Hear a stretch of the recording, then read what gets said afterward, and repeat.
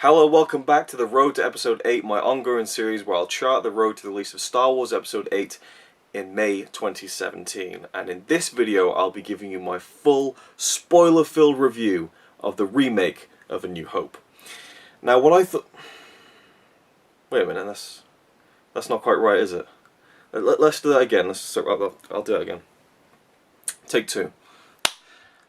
Okay, welcome back to the Road to Episode 8. In this video, I'll be reviewing The Force Awakens. Yes, Star Wars Episode 7. And there's so many thoughts. And again, obviously, this is a spoiler-filled video.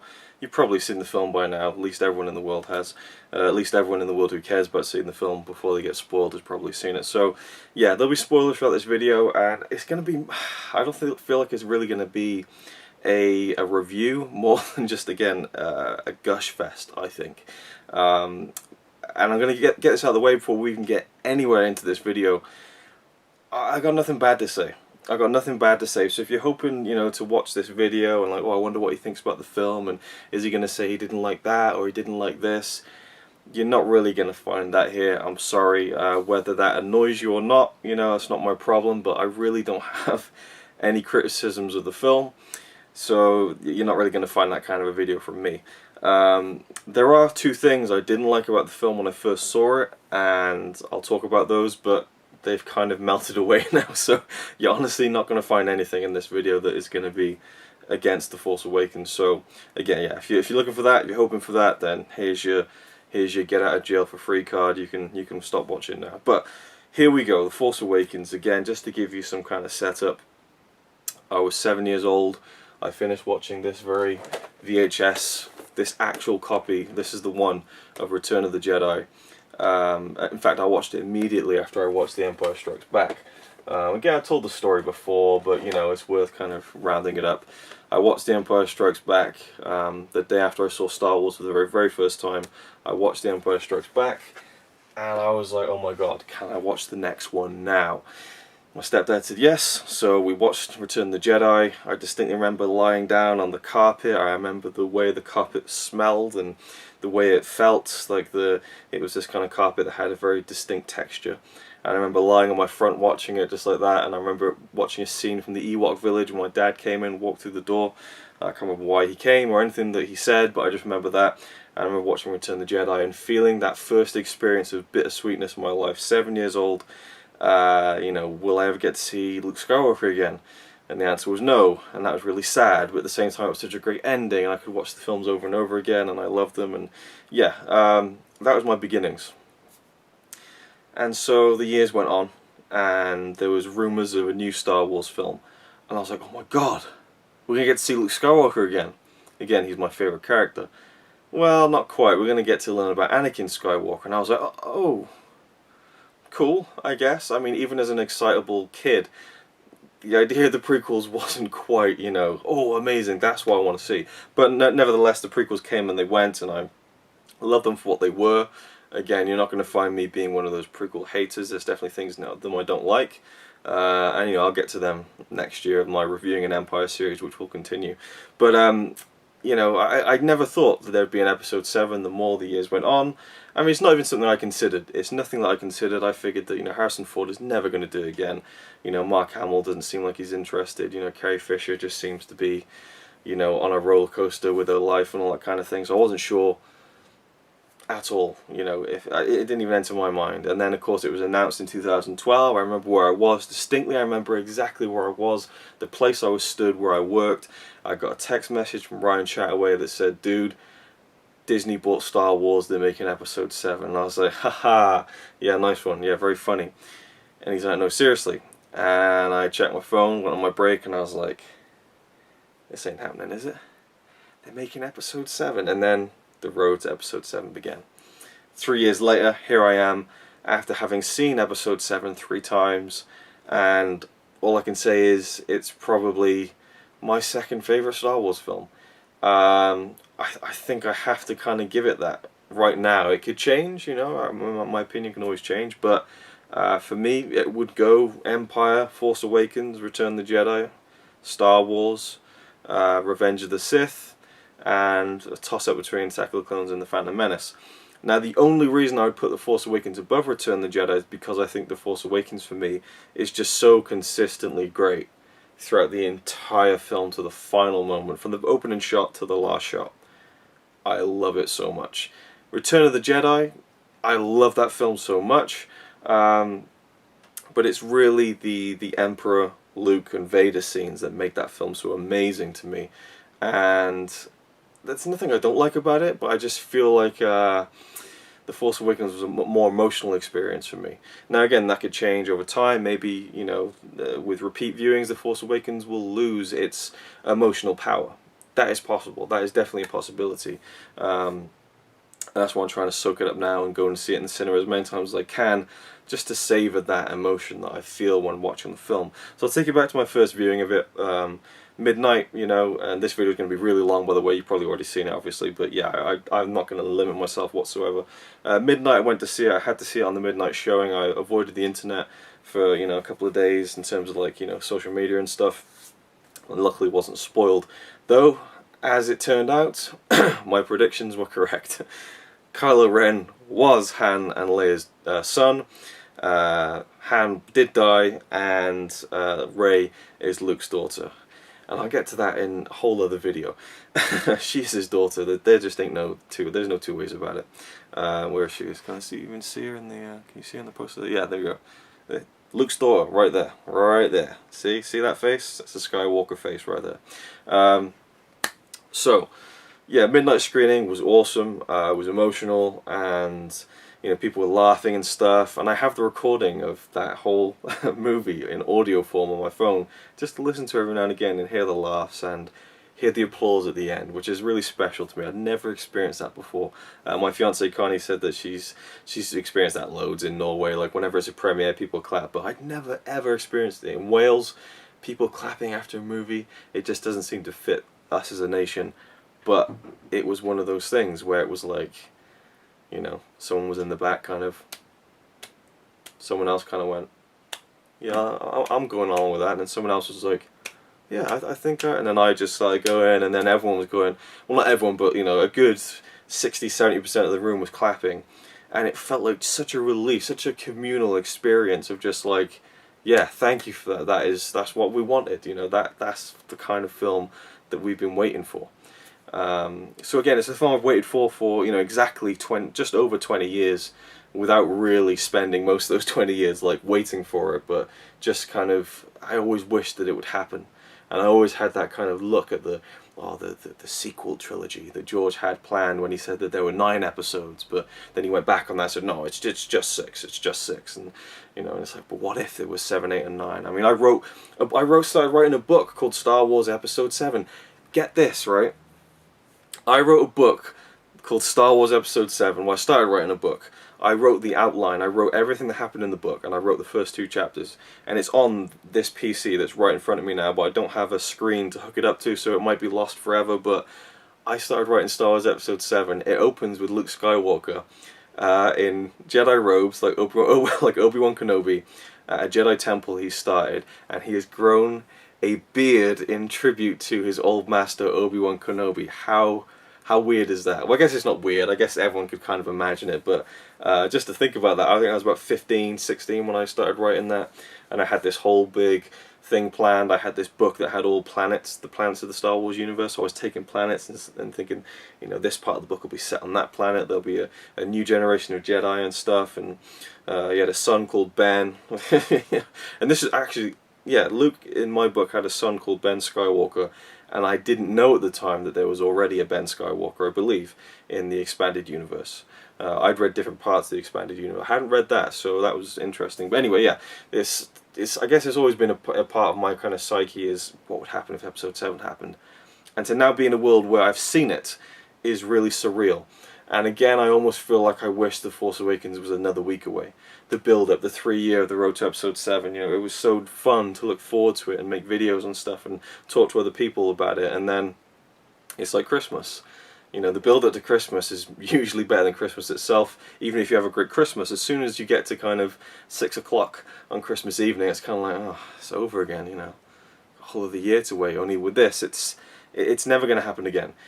it's never going to be this special. You know, I can't wait for episode 8, but it's not going to be as special as this, because it ain't going to be the first time we see Han Solo in 30 years. In fact, we're never going to see Han Solo again in a film, played by Harrison Ford. It's not going to be the first time we see Luke Skywalker again, as played by Mark Hamill, for over 30 years. You know, we've had that now. That special experience is gone. We can still relive it and go back to it and go to the cinema and watch it again and again, but that first moment, that midnight screening of seeing Luke Skywalker at the end, that's something that can never be repeated. And there's something kind of special about that, something kind of sad about that at the same time. But yeah, I mean, it's just, I'm just glad it's a good time to be a Star Wars fan, I think. Now, I haven't even started talking about the movie, but I just wanted to get that kind of stuff out of the way. So, the film, I just thought was fantastic, and I'll get my gripes out of the way first, and then we can get on with the rest of the stuff. The two big things that I didn't like at the midnight screening was Captain Phasma, who's been kind of, not really, but kind of slightly built up by Disney and Lucasfilm, and Kathleen Kennedy is, you know, a strong female, you know, villain in the film we haven't seen before. Captain Phasma, you know, Gwendolyn Christie from Game of Thrones. It's going to be awesome, you know, it's going to be like a great kind of villain for girls to like and stuff like that.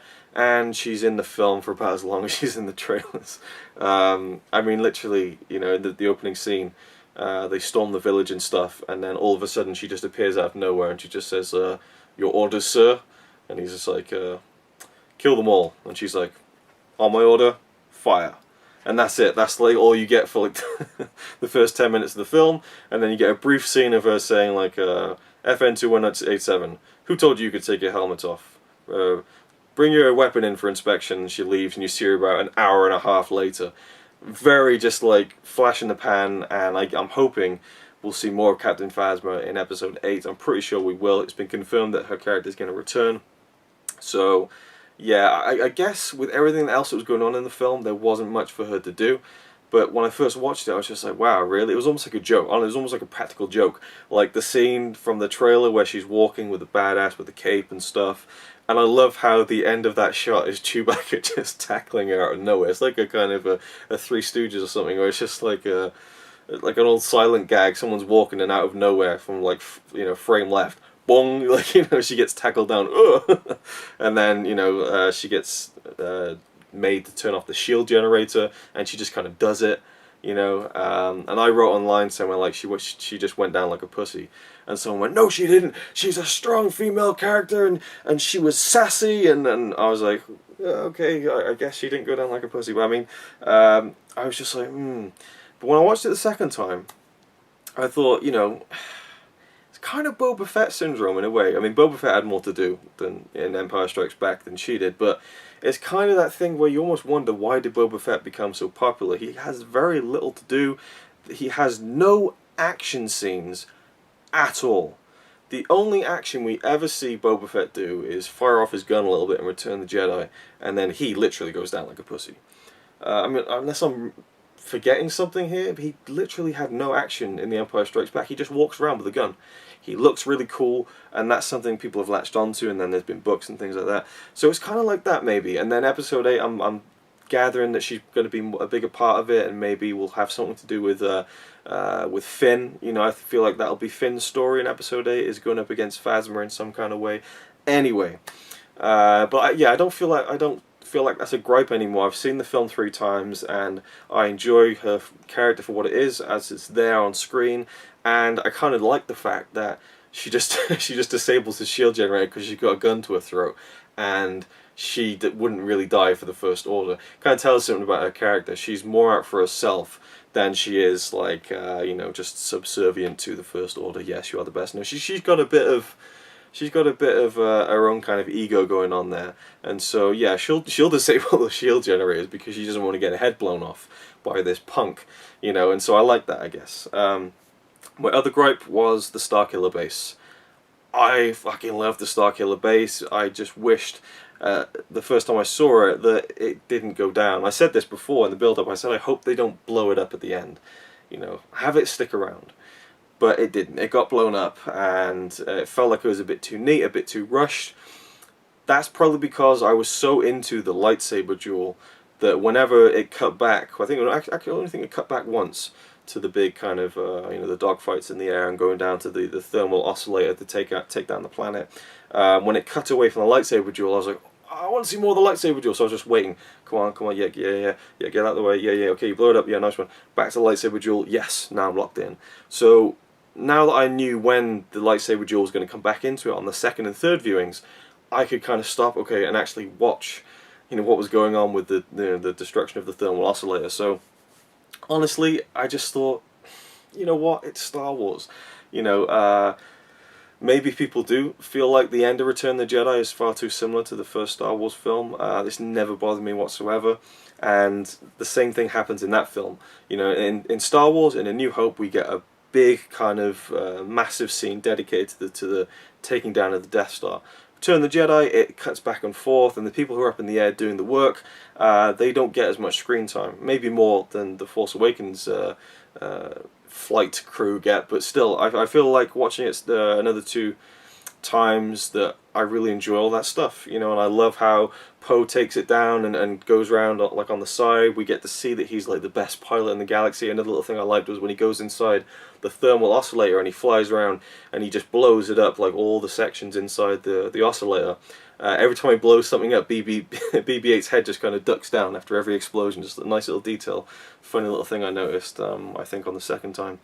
And yeah, I'm alright with it. It's Star Wars, yeah, sure, the science isn't really going to work with it turning into a sun at the end, but it's a cool visual, and it wasn't just a blown up, and yeah, I loved all the details. I loved just the visual of that big super laser carved out of a planet. It's so like physically impossible, but so awesome to look at. That's what movies like Star Wars should be about. It's things that you would never see in the real world, and be able to marvel at things like that, the scope and the scale of it. That's what the Death Star was looking at something and being like, wow.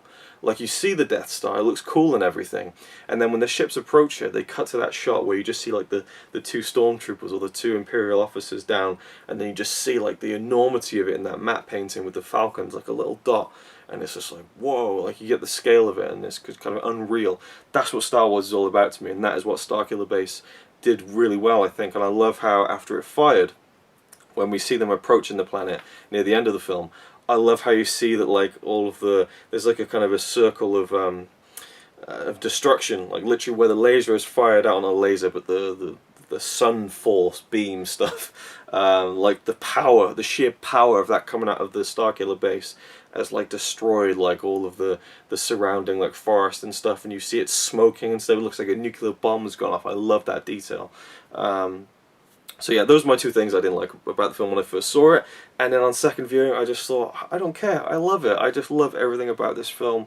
So again, if you're looking for criticisms, those are the only 2 I could really give to you. Sure, maybe there's like tiny little things here and there, but nothing that would even contribute to me saying that this is anything but a great film.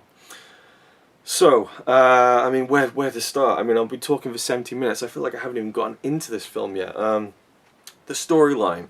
Now, I've been through all this remake crap, right? Yeah, there's similar plot elements, but, it's like history repeating itself. It's the cyclical nature of the Star Wars series, where history repeats itself. It's like these characters, this family, is kind of bound to the fate of repeating itself. And it's up to that, the next generation to kind of differ in certain ways, and obviously the story changes and things like that. But yeah, we have a droid called BB-8 who is on the planet Jakku with its owner, Poe Dameron, played by Oscar Isaac, and he's speaking to a man called, I think it's Lor San Tekka, played by Max von Sydow. There was some interesting speculation that he was actually Boba Fett, which I don't believe. It'd be quite funny if he was, but I don't think so. Anyway, Max von Sydow was great in like the 1 minute he was in the film. I mean, everyone was like, oh, he's going to be like the Sith Lord and stuff, but he's really a minor character who has a very important part to play, and he was fantastic in the small amount of time he had, and he begins the movie, like the first line of dialogue, this will begin to make things right, which is kind of a funny line. It's almost like a little nod to the audience. This will begin to make things right, with, like, almost like referencing the prequels in a way. And so he gives Poe Dameron this map that he has discovered. Now, initially my theory was that Luke had given him the map to reveal at the right time, but it says in the opening crawl, that he has discovered it recently. So, and also I loved the opening crawl. It just felt unreal to me that I was sat there watching a new Star Wars movie, and it was also we don't get 20th Century Fox fanfare to lead into it, and the Lucasfilm logo, when they released the 6 films digitally last year, or maybe it was this year, it's pretty recent anyway. They didn't have the 20th Century Fox fanfare, but they had the Lucasfilm logo with like a little medley of Star Wars themes. I thought they were going to use that in the Force Awakens. They didn't. It was complete silence.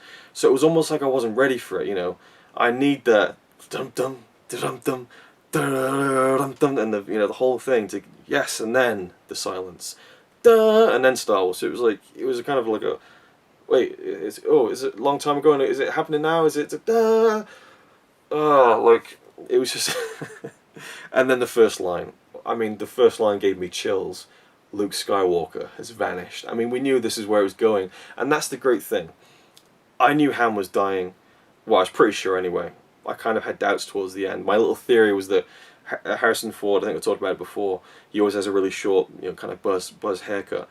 But and at Comic-Con he had a short buzz haircut. But now he's grown out the hairs more of Han Solo again, and they're filming next month. So I thought maybe he survives. I was 98% sure though. And when he walked onto that walkway, I knew he was going to get killed. But even though I knew, it was still, when it happened, it still had that effect. I knew that the film was going to be about the fact that Luke Skywalker's gone, but seeing it in that yellow bold print at the beginning of the film, the opening crawl, Luke Skywalker has vanished. It was like, awesome. And then the pan down. This is going to be all over the place, but the first shot of the film, which is a kind of a homage to A New Hope. It's a remake. No, it's a homage where it's it's an Imperial, well, not an Imperial, but a villainous Star Destroyer coming into view, but it's not overhead. It's kind of in front of you, but you're underneath it, and it is kind of what you've seen it. Obviously, it casts its shadow over a planet until it takes out the planet completely. It eclipses the planet. Fantastic opening shot, perfect. Like a really cool image, and it just felt like Star Wars to me. And then we go down to Jakku and the village stuff. So yeah, the story, we have the droid BB-8 who has this map that leads to Luke Skywalker, and then Poe Dameron gets captured, and then we have Finn, FN-2187, a stormtrooper who is there in the village in Jakku, who is not really, he doesn't like the fact that they're slaughtering this village, and he makes a choice when he gets back on the Star Destroyer that, I'm not going to do this. I'm jumping ship. I'm going anywhere but the First Order. And we find out he's been raised from birth to be a stormtrooper. He doesn't have a name. His name is FN-2187.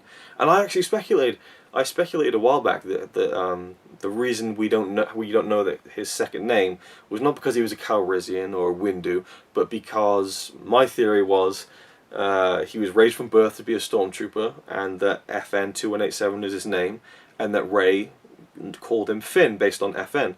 And then it turned out that in the trailers, she's like, "What's your name?" And he's like, "It's Finn. What's yours?" And it's like, "Oh, okay. Well, I guess that's not what happened then." But then it does happen with Poe Dameron on the TIE Fighter, and he's like, "Well, I'm going to call you Finn." And let's just say this right now: Oscar Isaac as Poe Dameron, whatever, how you pronounce it. Amazing. I mean, just pick up a dictionary and look up the word likable, and you'll probably see a picture of Poe Dameron. I mean, so insanely likable, such a great character who he's just the prototypical heroic kind of best pilot in the galaxy basically, and you just can't help but feel like roused by his spirit. Just his. He's kind of like Han in a way, but he's more of a good guy than Han is. He's not this kind of cynical kind of I'm all about myself. He really is all about the Resistance, and he is very much. I mean, again, he flies into that oscillator at the end of the film, and he's going for it basically. He will die for the Resistance. He is completely committed to the cause. He is the he is the proper hero who isn't who doesn't use the Force and is. And people are saying, oh, it's just like all the characters are just recycled from the original trilogy. Rey is Luke, and Finn is Han, and all this kind of stuff. And it's like, Not really. I mean, there's differences to all of these characters. Or BB-8's just R2-D2, and it's just like, well, in a way, I suppose. But the thing is, you look at the Star Wars movies. It's not like George Lucas was reinventing the wheel.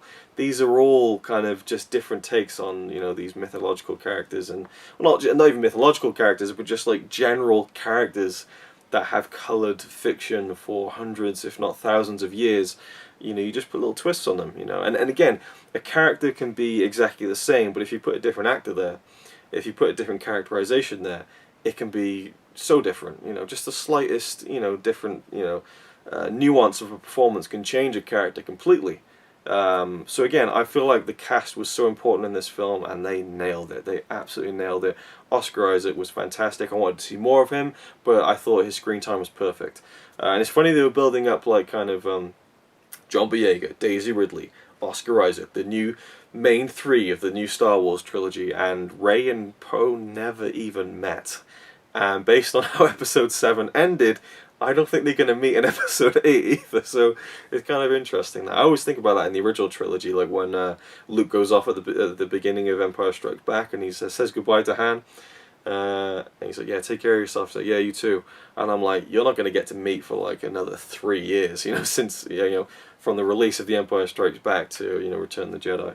I would just think about stuff like characters that don't cross paths anymore throughout the series of films and things like that. But yeah, Poe and Rey never even met. They probably did in the Resistance base, we just didn't see it at the end of the film. So yeah, Oscar Isaac, Poe Dameron, I guess I've kind of covered his character now. I think that he was brilliant. You know, he just really imbued a sense of the spirit of the fight of the Resistance to me. And he was just a really cool, uplifting, positive character that I just loved seeing every time that he was on screen. He was just awesome. Like when he, just the fact that when he gets off the you know, the X-wing, and he's reunited with BB-8, and he sees Finn, and he runs over and he's like, oh, I can't believe it. He gives him a big hug and stuff, and you know, he just feels like such a good guy, and you kind of get carried along with that. And I think Oscar Isaac, from the films I've seen him in, one of the best actors of today, in my opinion. Then the other two, you know, we got Finn. Let's talk about Finn, I guess. You know, we see him at the beginning. He's walking around on the village, and he's kind of like, you know, you can tell his nervous energy inside that stormtrooper outfit. You can hear him inside the helmet, like, oh, he's like, you know, he's getting scared by the action that's going on around him. And his buddy gets killed, actually, by Poe, interestingly enough. And the blood, the three fingers across the helmet, which there's been some criticism over.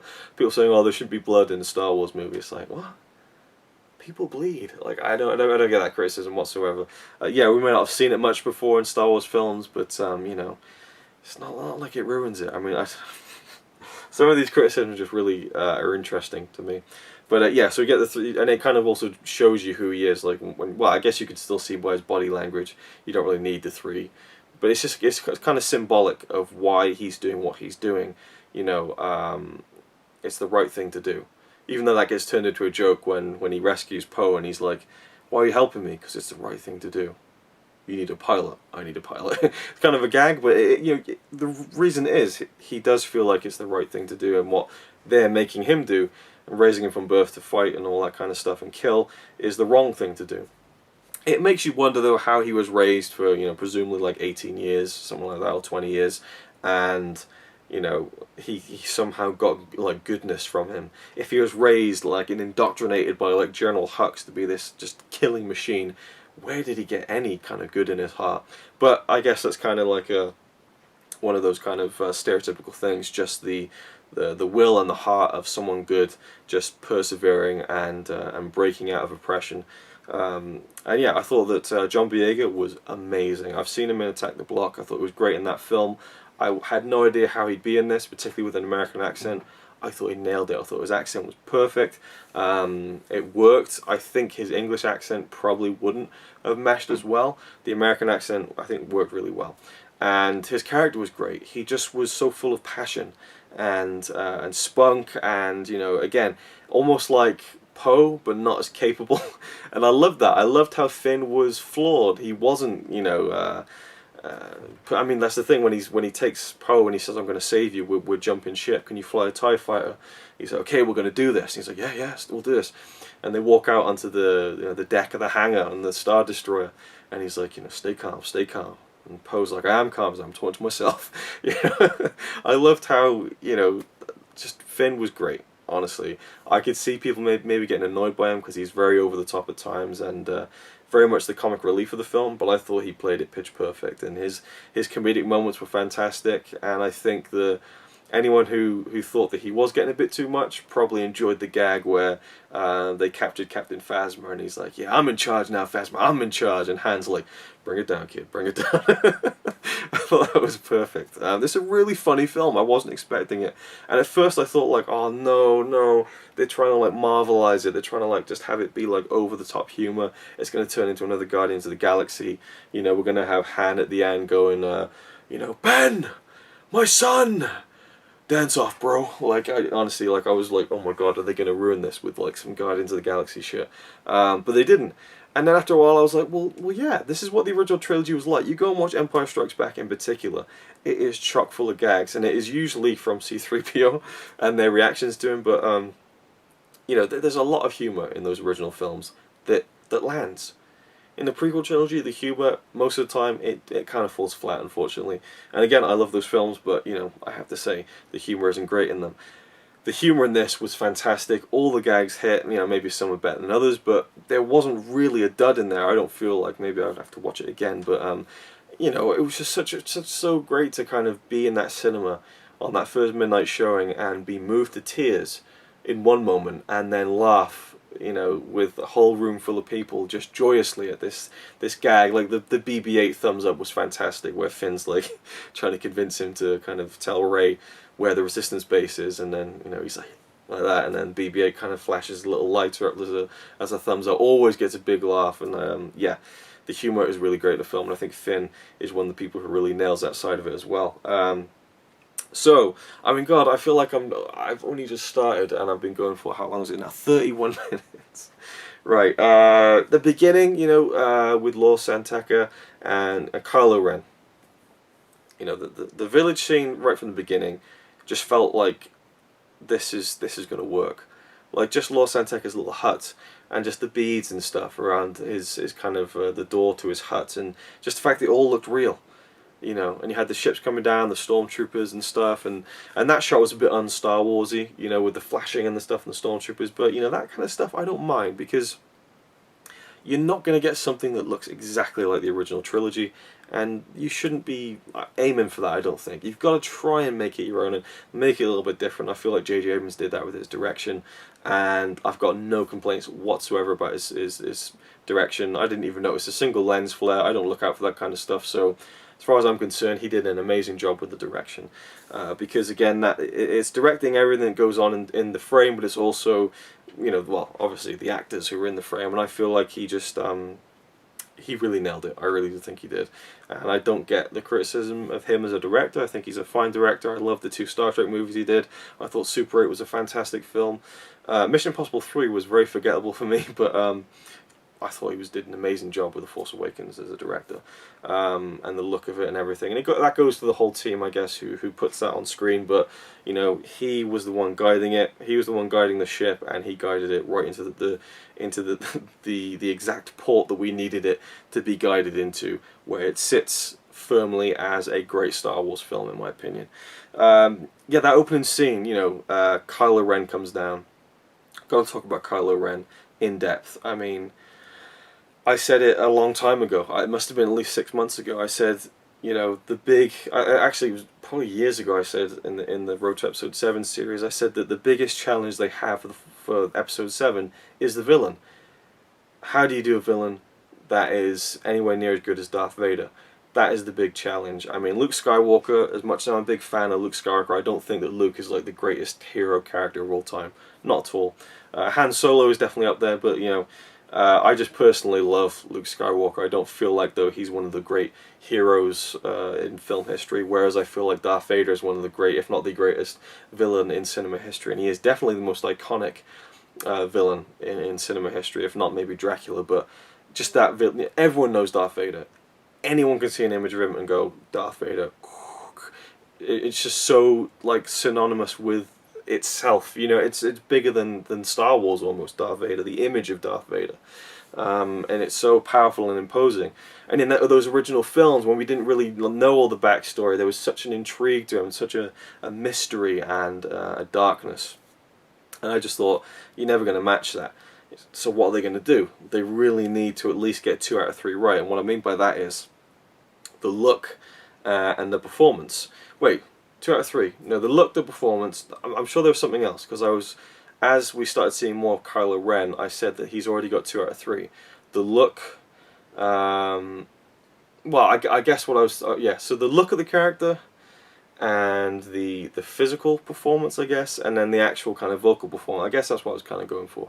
It's a flawed piece of bullshit. I'm obviously going to be just blathering on in this video and not really making much sense, but yeah, I felt like once we started seeing more Kylo Ren, I thought they've nailed the look. The look is awesome. You know, they've done the job on that one. And then I started to feel like his physical performance was fantastic, because everything we saw in the trailer, every shot he was in, he had a commanding physical presence. The way he walked, the way he moved, there just seemed to be purpose in the way Kylo Ren walked. The way he walked towards Finn with the lightsaber in that last shot of the trailer. There was so much kind of like venom in just the way he walked towards him. I just thought, you know, if his actual acting matches that, then they've got a winner. And they've got a winner. I'm going to be controversial here, and I did this a few years ago. When The Dark Knight Rises came out, I said, I'm looking at a poster of The Dark Knight Rises right now, I said Bane is a better character than the Joker for me, or a better villain, better foil for Batman, and I still stand by that. The Joker was a much more fun performance, and much better, well, not better, well, yeah, a greater, more iconic performance than Bane. But Bane was more interesting in terms of the way that he physically matched Batman. I'm talking about Batman now, but yeah, I still stand by that. So I kind of have controversial views on villains, but I think Kylo Ren is a more interesting character, at least, than Darth Vader at this point. Darth Vader, you can't take away the cool factor, you can't take away the iconic look, and is definitely a great character as well, from all the mystery and the intrigue. Take away the prequels. But for Kylo Ren, every scene he was in was captivating. Every single scene, there was an energy, a charged energy. My eyes are locked onto the screen whenever he's on there, because I don't want to miss a word he says. I want to study every way he moves, and the word started to come out that Adam Driver was really into the role when he was filming. He would stay in character and that kind of thing. Seems to have really paid off. First shot, he walks out with a purpose. And he meets Max von Sydow's character, the great little scene, like the way that von Sydow was acting against him, like, you can't deny the truth about your family and all that, and he's like, I'll show you the dark side, and he's like, you may try. Von Sydow, amazing, great little almost cameo of a performance, I guess, and then Kylo Ren just cuts him down straight away, and you're like, okay, this guy means business. And then Poe tries to shoot him, and he just turns around with his hand like that, and boom, the blaster bolt just stops, and it's like static in the, so good. And then they bring Poe, over to Kylo Ren. You forget about the blaster bolt, and at the end of the scene, when he walks away, we see that it's still there, and he just walks off. He doesn't even look at it, and then he releases it, and it smashes it. Such an awesome moment. I was just like grin on my face watching that the first time in the cinema. That was one of the highlights of the film. In terms of like the little moments, just such a great little detail, and shows you how powerful he is, that he didn't even need to think about it, he didn't even need to concentrate and go like that to stop it. I mean, he did it at first, but then he just, with his mind, I mean, it was scary how powerful he is in that first scene. And the voice, I think, is brilliant. It's not overdone, but there's something imposing about it, and his performance, the delivery of his lines is just captivating. It really is. And there are people who didn't like him, fair enough, but I'm all in. I'm all in on Adam Driver as Kylo Ren. He was just awesome, and yeah, I feel like he's a more interesting character than Darth Vader at this point. As much as I love Darth Vader, I'm not saying that Darth Vader is a bad character or anything like that. He's a fantastic character. I just enjoyed Kylo Ren a little bit more. He's a bit more interesting to me. Now we have Rey. We cut to Rey later on. I mean, again, I'm not going through the whole film. I probably could. I could probably do like a commentary on the film and still have like more to say about it. But Rey, played by Daisy Ridley, there's been conflicting, not reports, but reviews of her performance. A lot of people say that her acting isn't great, and she kind of settles into it in the second half of the film. The people have said that her acting is kind of wooden and stuff, like a little bit of wooden in places. Like it seems like she kind of needs to settle into it and stuff. And I just say like, what? I'm sorry. I was totally convinced by Daisy Ridley from start to finish. There was absolutely nothing in her performance I could fault. I thought she was phenomenal. I thought she was absolutely fantastic from start to finish. There are so many elements that she showed throughout that film, that this film, that I was not expecting. And she's been kind of criticised as a character for being a Mary Sue. A character that is just like completely perfect, has no flaws or anything like that, and I disagree with that as well. But at the same time, you know, she has this power, and it plays very much into her favour throughout the film.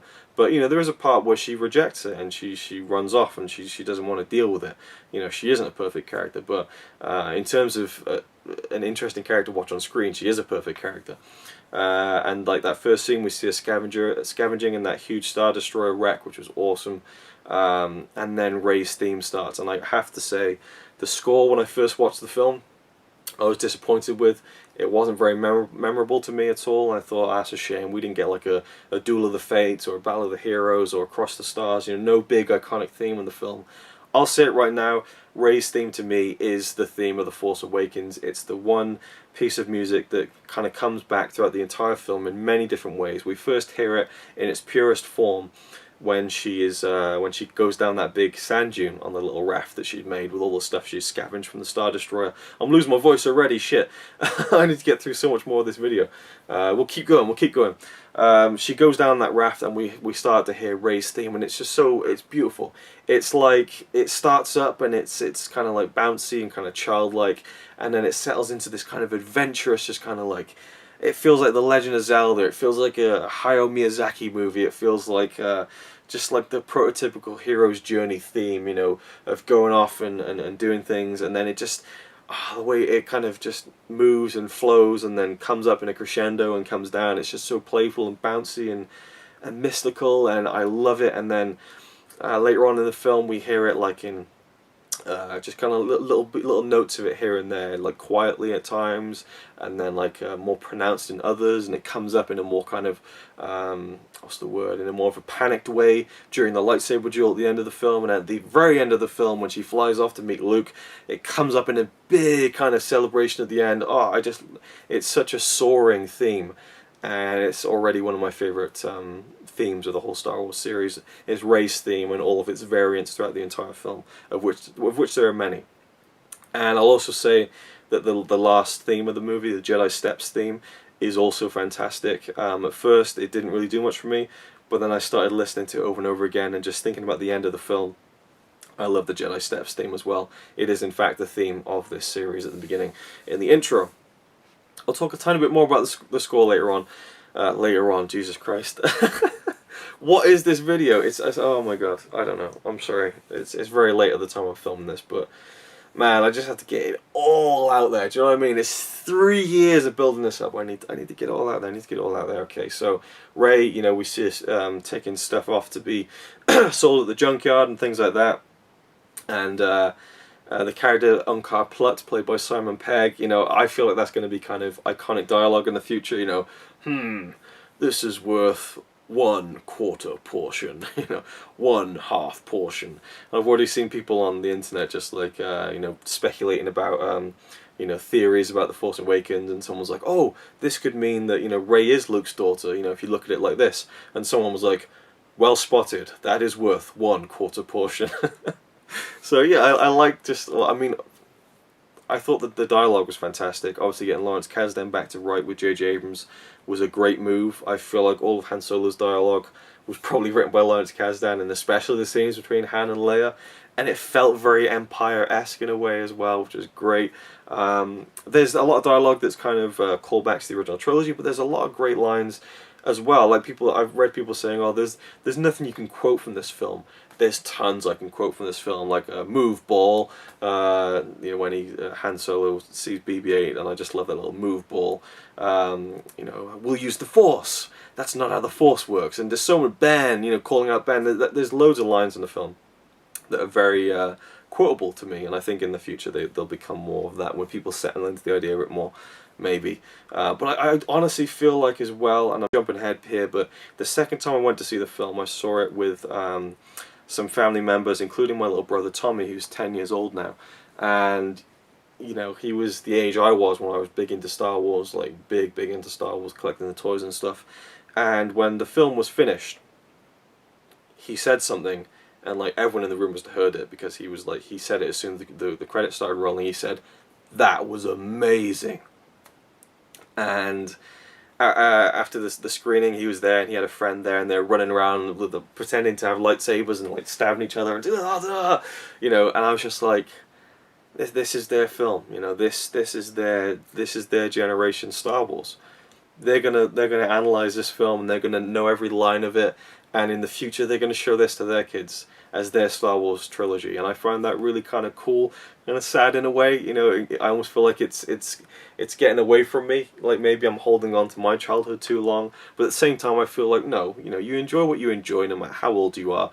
But it definitely is going to be their thing, I think. They're going to look back at the original trilogy and they'll be like, yeah, those are cool movies. But The Force Awakens, you know, I mean, I like that. I really do kind of like that. So there's a generational thing going on there, not just from the characters in the films, but the fans of the films as well. Where did I even come into that? Where was I in the film? I was talking about Rey and the portions and stuff. Okay, so we see Rey go back to this AT-AT that she lives in, which is a really cool little, I like that a lot. And we learn so much about her character. I mean, we see her kind of scratching on the days, on the inside of the AT-AT's body, and then it cuts back and we see just like thousands of them, you know, and it just shows how long she's been there. It shows how she fends for herself and stuff. And there's a key moment to this scene that I think was very important to Rey's character. Well, maybe not very important, but to me it was important to her characterization. She makes some food from the generous quarter portion that Uncut Pluck gave her. She makes the food and she sits outside her little AT-AT home, and she sits by the foot. She watches the ship go off. She eats her food. She puts on this X-wing helmet that she's got, and she puts it on. And just the look on her face, she's just kind of just a kid, putting a helmet and being like, yeah, I'm like an X-wing pilot. And the way she was eating made her look so much like a kid. She just seemed so childlike in that moment. The way she seemed, yeah, she just seemed like a little girl. And I thought that was so great, because I don't know if it was a conscious decision by JJ to direct her to do that, whether it was her choice to do that, or whether it was just the way that it happened, and it was just a coincidence. But to me it really kind of showed you that she is just a girl. And even though she's tough, even though she can fend for herself, you know, having parents and being guided through life stopped when she was about 6 or 7 years old, and you know, that is still within her in some way, and I loved that part of it. And then she sees BB-8 and she goes off and she's all tough again and things like that, and very independent and things like that. And we see her fighting people in the village out in the, is it Nima Outpost? See, I'm learning the names now and stuff. And that's the thing as well, like all these, I loved how there was so many like alien names and place names and stuff that felt very much like the original films, like the Jundland Wastes and the Dune Sea and all that kind of stuff, and Anchorhead and the Academy. And I feel like again, kids are gonna learn all these things, like the Rathars or whatever they're called, the aliens and things, and you know, Kanja Club and just all these new words that are just thrown at you, no explanation. That felt very Star Warsy to me. So she finds BB-8 and then she goes back to the village, blah blah blah, and all that kind of stuff goes down. And then Finn crash lands in the TIE fighter. I mean, that was a great shot. The TIE fighter wreckage. It was a real TIE fighter out in the desert. I mean, just absolutely unbelievable. It looked fantastic. And that shot with the sand going up when he's just there, just the scale of it again felt very Star Warsy, putting someone in a larger than life situation. And then we see him walking off and he reaches the village, and there's some funny stuff with him and Rey, and the First Order turns up. The pace of the film is great. How, you know, we cut back and forth from the First Order and different, you know, Rey's kind of story, Finn's story, and then they meet. And then we cut back to the First Order, and there's the traditional Star Wars wipes and things like that, like the circling in and the going across like that, which again is taken from Kurosawa movies. So it's great to see those kind of still be in the film, though towards the end it's just kind of rapid cutting and stuff, which I'm not sure if the wipes kind of slow down towards the end of the films in the original trilogy. I can't remember. Certainly in the prequels, it felt like it was every shot. It was overused almost in a way, but yeah. So that was cool. There's another. I mean, people are like, you know, they're like, oh, the prequels, they suck because they weren't our Star Wars. You know, they didn't feel like Star Wars. So now, The Force Awakens, we have a film that is written by the guy who wrote Empire Strikes Back, the best Star Wars film ever. We have a Star Wars film that has Mark Hamill as Luke Skywalker, Harrison Ford as Han Solo, Carrie Fisher as Princess Leia, Anthony Daniels as C-3PO, Peter Mayhew as as Chewbacca, Kenny Baker consulting on R2-D2. We have all these characters from the original trilogy returning. We have concept designs from Ralph McQuarrie that were worked into the production design of the film. We have John Williams doing the score. You know, we had I think Phil Tippett did part of the hollow chest stuff. They just had so many things, so many elements to make this feel like a continuation of Return of the Jedi, and people are like, well, it's a bit too much like the originals, really. You know, they kind of relied on the originals too much. Oh, pull my eyes out of my face. What do you want? But I'm glad that there are so many people who love this film and embraced it, but I need to go and get a drink of water and I will return. Okay, so I guess now we'll talk about Supreme Leader Snoke, who, when I first saw him in the first viewing, I was like, holy shit. Because we heard that Andy Serkis was on a 25-foot podium when he first started filming. And people were like, okay, is he a huge 25-foot creature, or is he on a big podium? It was kind of both. But when this scene ended and it turned out that he was a hologram, it was like, oh, thank God. I wasn't sure how I would feel about the big bad being an actual 20-foot like guy or alien, whatever. It didn't seem, but it was very overwhelming. At first, I was just like, my chest was tightening, like, oh my God, like just the scale of it. A lot of people complain about Snoke, said he doesn't look very good. The CGI is not good, and he doesn't do much apart from just lean forward and stuff. And I'm like, it's kind of just like the Emperor in Empire Strikes Back.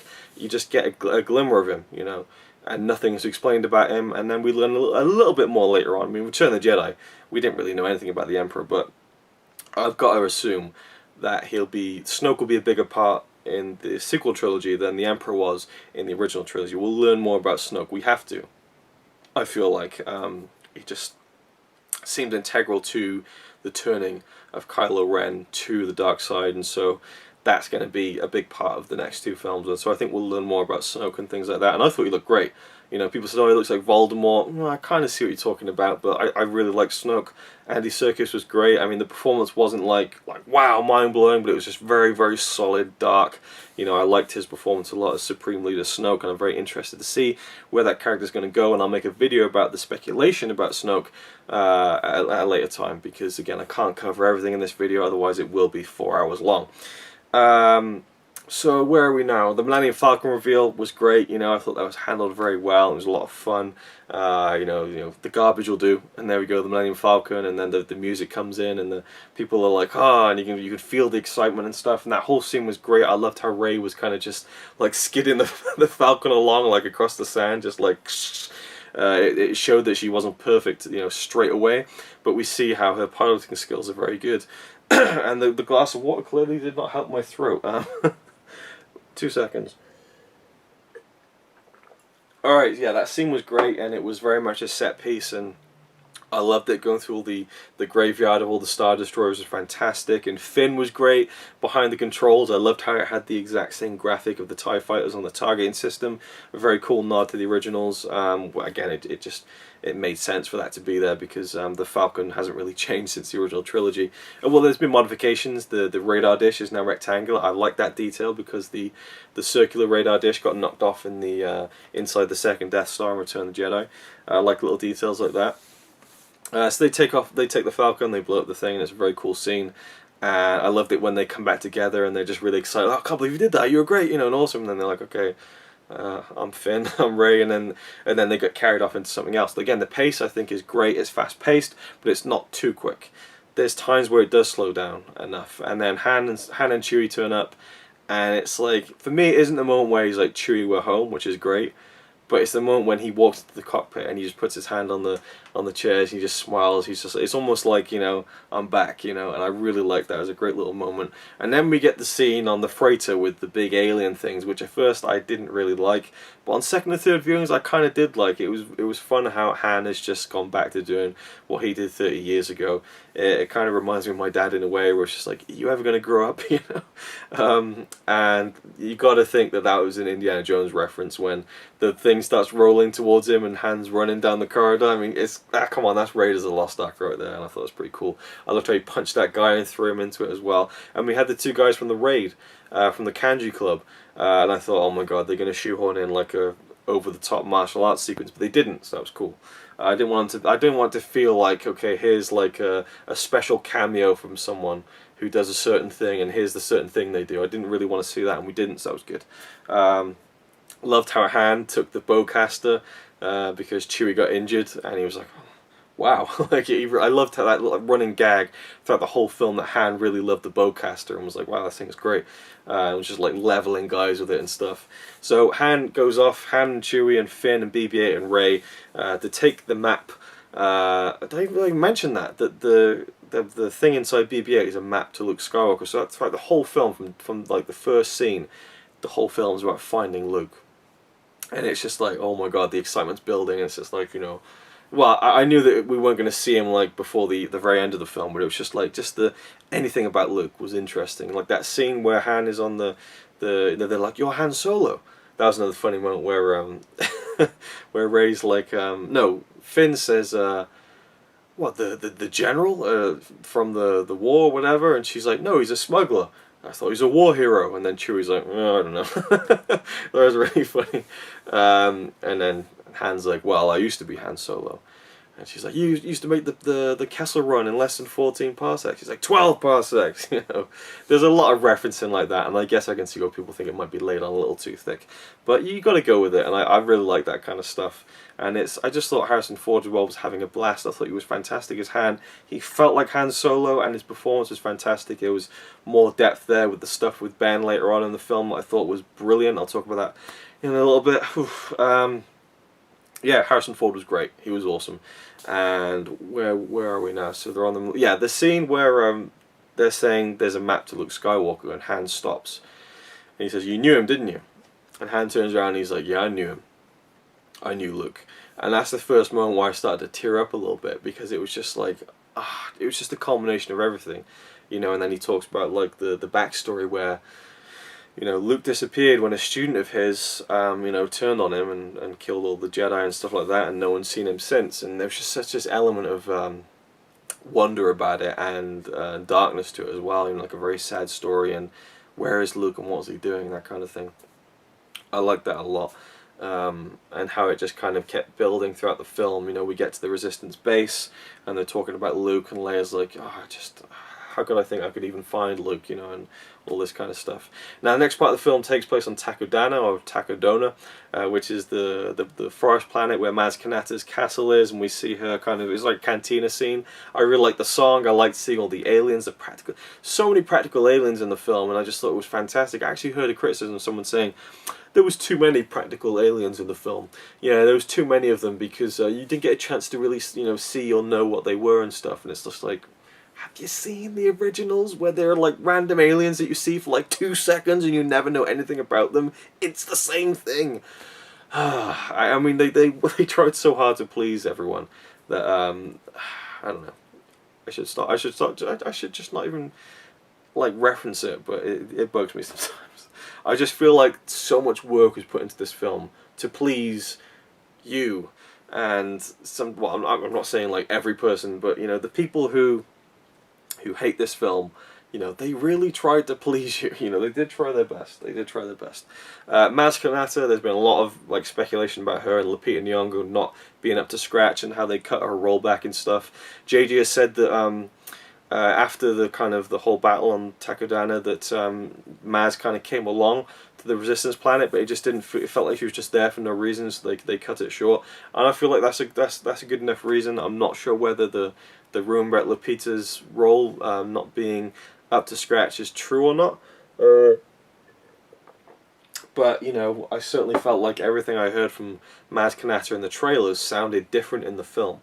But I loved her. I loved, just like, you know, where's my boyfriend? I like that Wookiee. Like, that's a really funny line. I love how she's this mad old woman who's like 1,000 years old, older than that, older than Yoda. You know, people are like, oh, she was just like Yoda.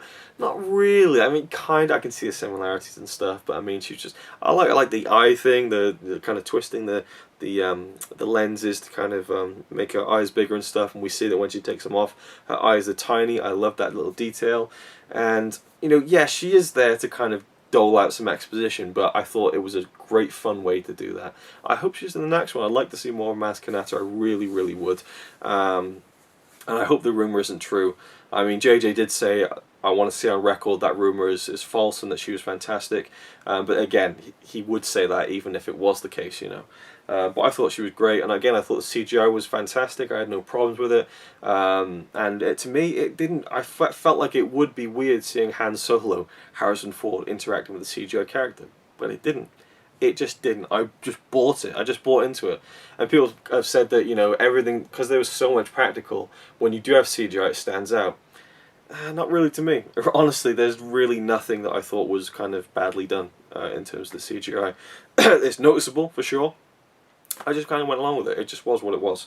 And then we have the scene where, I mean, I like the scene where Finn is kind of tells Rey the truth, and it's been building up that he pretended he was a resistance fighter and he's not. I loved their relationship, Finn and Rey. I'll just talk about that now.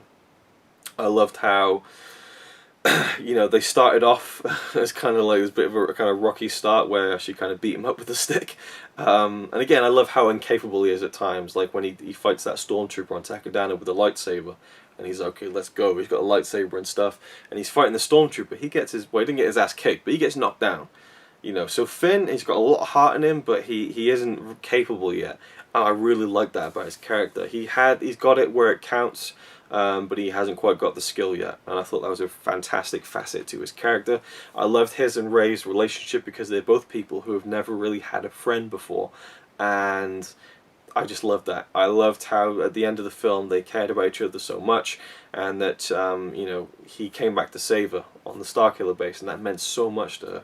And at the end, when she kisses him on the forehead and says, you know, I'll see you again, my friend, I just thought it was a really fucking sweet relationship where it wasn't about romance or anything like that. I'm sure that could develop in later films, but I don't feel like Rey's journey is going to allow much romance, to be honest. But I just thought their friendship was so, the arc was brilliant. It progressed really well. You know, they're kind of like, when they're on the Falcon, they're kind of like, oh, that was great, you were great and stuff. And then they're kind of at each other's throats a little bit. And when she's like, that one, get that one there, the one I'm pointing at, like she's getting frustrated with him and stuff. And you know, it's not like a rosy relationship from the get-go. And it kind of evolves and things. And when he says he's going to go off, she gets really offended by that. And she's like, you know, stay.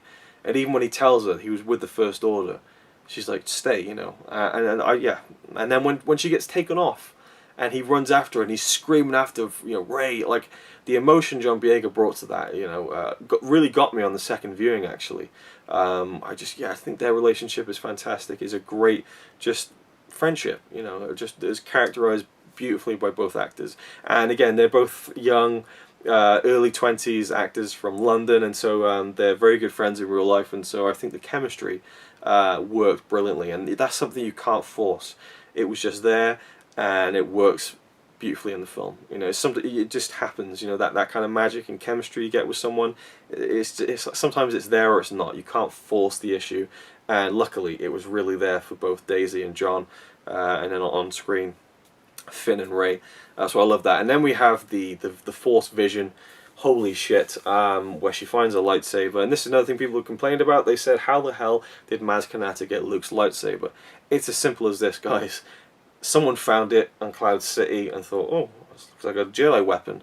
And then, oh, do you want to buy this? I found this thing. Okay, I'll buy that. And then, you know, someone was like, oh, did you hear that Luke Skywalker had fought Darth Vader up there? He's like, oh, that might be Luke Skywalker's lightsaber then, and and then the price goes up, and then someone else buys it, and then the price goes up again, and then someone kind of steals it, and then somehow it ends up in the hands of Maz Kanata. And considering the company she keeps, it is not a far stretch to kind of believe that it would end up in her possession. So I just don't see the big, like, it's impossible that she could have that. It's so convenient that she has it, and it's like, well, not really. I mean, look at the company she keeps. You know, she's been around a long time, and so it just, it didn't even. It's not a story that needs to be told. It really isn't. That line she says, you know, that's a good question for another time. We never need to know that. As far as I'm concerned, don't go there. It's just it just wouldn't be a very interesting story. There's no big reveal there that, oh, Maz was there. You know, there's nothing there. It's just, you know, someone found it and scavenged it. In fact, it said in some little they were kind of they put it on display at some Disney event, and the description said that it was scavenged from the bowels of Cloud City. So there you go. There's your answer. So Rey finds it. It calls out to her. She opens the box, and she gets this vision. Now, in this vision, I've studied it. I've seen this pirated clip. I've studied it. Here's what happens, right? Cloud City. She first is in Cloud City, and she sees Luke and Vader dueling. We can hear Darth Vader's breathing. Then we hear Yoda saying, "It surrounds us." And then she falls out of the corridor in Bespin. She looks up and she sees Luke bent over with his hand, his robotic hand on R2-D2, with something burning in the background. And then we hear Yoda again saying, "It binds us," you know, the Force. And then we hear Luke's "No!" from Empire Strikes Back. And then she is suddenly in this field with bodies everywhere, and the Knights of Ren are standing over them, with Kylo Ren with his lightsaber. And then someone comes towards Rey like this to attack her, and Kylo Ren kills them. Does he save Rey? You know, was that Rey when she was a girl and she's seeing it from her own perspective, or is it just a memory of something that she wasn't a part of? We don't know. And then we hear another no, but it's her as a little girl, and she turns around. She sees herself in Jakku being led away by Uncut Plut. Although it doesn't seem like she's a slave to him in the beginning of the movie, so I don't know where that fits in with it. But we see a very young Rey, only about 6 or 7, maybe 8 years old, being taken away, and then a ship going off, and she's like, "Come back." And then as the ship goes off, it fades into a light, which is just like the light of the Starkiller base when it pulls the sun down, and we're now seeing a flash forward in a way as she's in the forest, as she's about to face Kylo Ren, and he turns up with a lightsaber. And we hear Obi-Wan Kenobi say, "Rey?" And then she falls back, she's out of the vision, and then she hears, "These are your first steps." Now, I'll talk about this in another video. Those words are from Alec Guinness. They took a line from New Hope of him saying "afraid," and they turned it into "Rey." And then also Ewan McGregor came in to record some lines, and "These are your first steps" were recorded by Ewan McGregor. They also got Frank Oz to do some lines as Yoda, but they ended up using dialogue from The Empire Strikes Back. But they didn't rule out using that for later films, so that's interesting. So Alec Guinness is in the Force Awakens. How amazing is that? Honestly, like, when I heard the rumor that, you know, oh, it sounds like Alec Guinness says Rey in the vision, I was like, nah, you're hearing that wrong. And then I heard it myself, and I was like, that's Alec Guinness. That's Alec Guinness. And then there's a guy called James Arnold Taylor, something like that. He's a voiceover artist. He does a really good Alec Guinness impression, and he is listed in the credits. And so people thought that, oh, okay, he did an Alec Guinness impression. He confirmed that on Twitter, but he said, but then they replaced me with Ewan McGregor. And then JJ confirmed that it is both Ewan McGregor and Alec Guinness with the Rey and the afraid part, which is awesome. So there's a lot to take away from that Force vision, and then Maz comes up and tells her, you know, you need to kind of let the Force in and stuff, and she goes off, and she doesn't want to accept it, and then Kylo Ren turns up, and and he takes her off and all that kind of thing. And we have that great interrogation scene with Kylo Ren and Rey, and that was a really like heavy scene. And it must be like, it's like a 45-second stretch where no one's saying anything, and he's just like holding his hand in front of her face, and it's just the actor's intensity that carries it forward. And I love that they trusted the actors to carry that scene with so much silence, really. And also, that's the moment where Kylo Ren takes his mask off, which a lot of people have issue with, and say that he loses his intimidation after he takes the helmet off. For me, it adds to it, because we see that he is, you know, there's nothing wrong with him. He doesn't need the helmet. It's there for show. He's trying to be Darth Vader. He's unsure of himself. You know, as much as he carries himself with that intimidating kind of presence within himself, he isn't as sure as he makes it out to be. And we only ever see that kind of hesitation in front of people like Rey, and who, as far as I'm concerned, is his cousin, and I think he knows this. His father, Han Solo, and his mentor, Supreme Leader Snoke. you know, whenever he's got the mask on, he's more of an intimidating presence. It's for show. He's almost acting in a way. He's trying to come across as a Darth Vader type when really the inside's a bit more shaky. And he takes the helmet off. We see that he's just this guy, and people say, oh, he looks like a pretty boy and stuff like that, and he's whiny and stuff like that. I really don't see that. I don't think that. And I thought Adam Driver was fantastic, and you really needed to see his face for that scene, the emotions, how frustrated he was getting that he couldn't get through to Rey. And she was amazing in that scene. Oh, so amazing. Like when she first wakes up and she's like, where am I?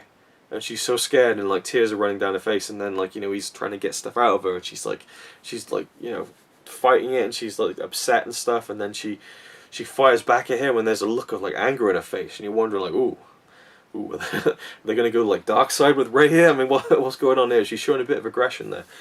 Fantastic scene. There's also a scene where Daniel Craig is a stormtrooper that she uses the Jedi mind trick on, which is very funny and very random cameo.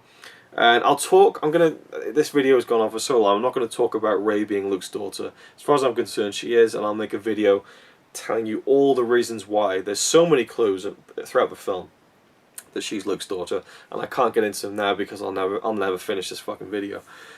So, I also love the scene where Kylo Ren is sitting with Darth Vader's helmet, and for anyone who's wondering like how did he get that, or anyone wondering does he know that Darth Vader turned good at the end, he does. It's confirmed in both a book about, I think, the making of the film or something like that, and also the novelization that Kylo Ren knew that Darth Vader turned good at the end. He knows this, and again, he was a student of Luke, so you would assume that Luke had told the story as a kind of cautionary tale, and then he probably would have figured that out from there, that Darth Vader's suit and helmet remains would be on Endor. So that's obviously, I think he's gone and picked out that helmet, and he's using it on this plinth, and he's kind of worshipping it.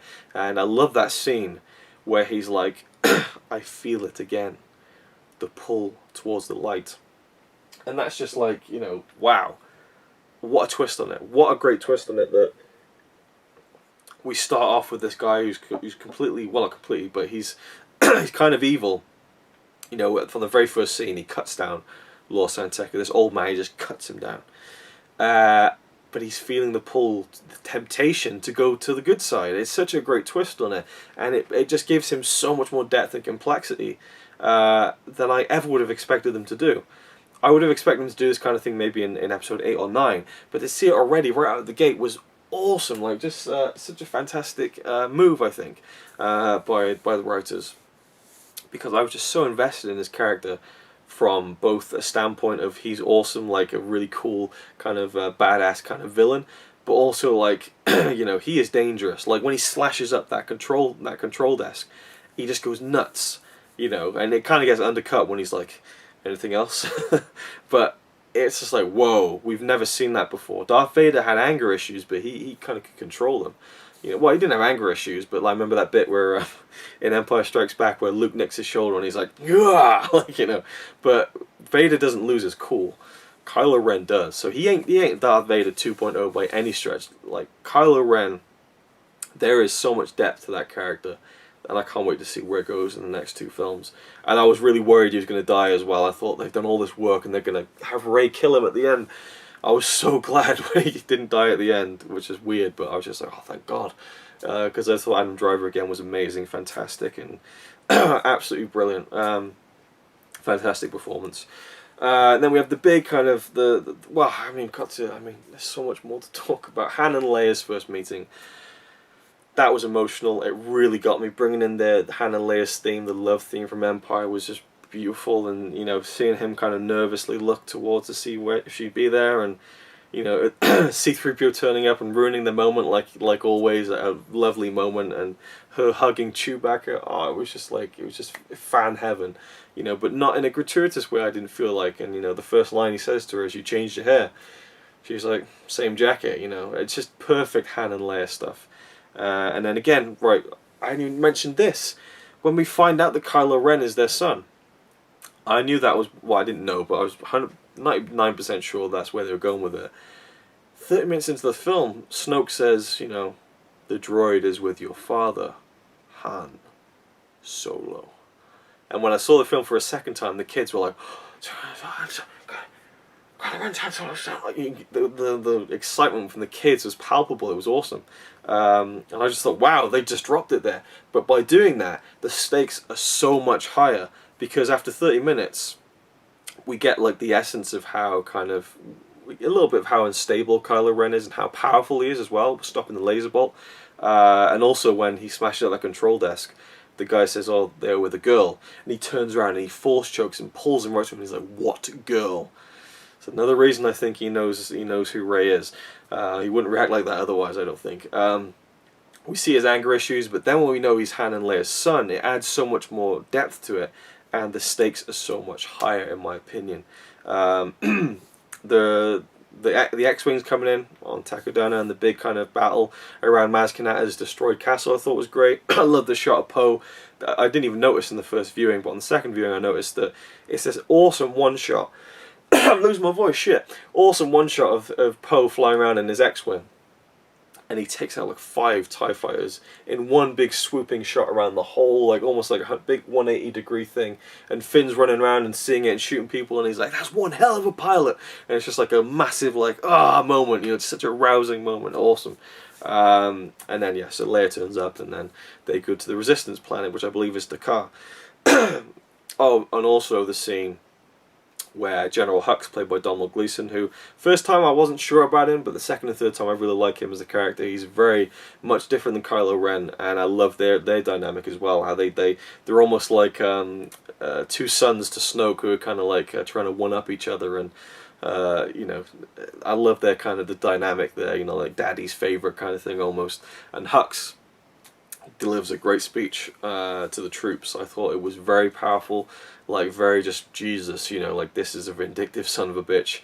And when the laser fires off and we see his eyes, he's trying to stay strong. You can tell it's overwhelming him, but he doesn't let it affect him. He's really just like stone cold, you know, and I like that. And I was very surprised he survived as well. I mean, he went and he took Kylo Ren off, you know, because Snoke said, bring Kylo to me to finish his training. So Hux survived. We know that Phasma survived because she's going to be in the next film. So I'm very surprised that none of the big villains died.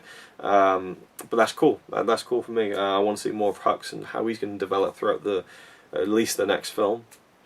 And the firing of the turbo laser, or the you know, the massive just taking out. I mean, my theory was that Starkiller Base was going to be a literal star killer.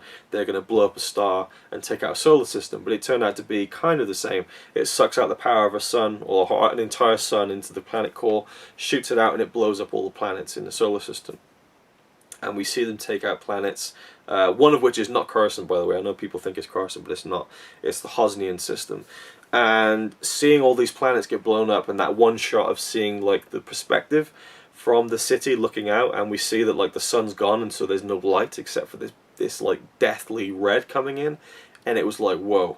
It was moving and it was powerful. Maybe should have been lingered on a little bit more even, but seeing those planets, that system go out, was really just something else, and the music and everything.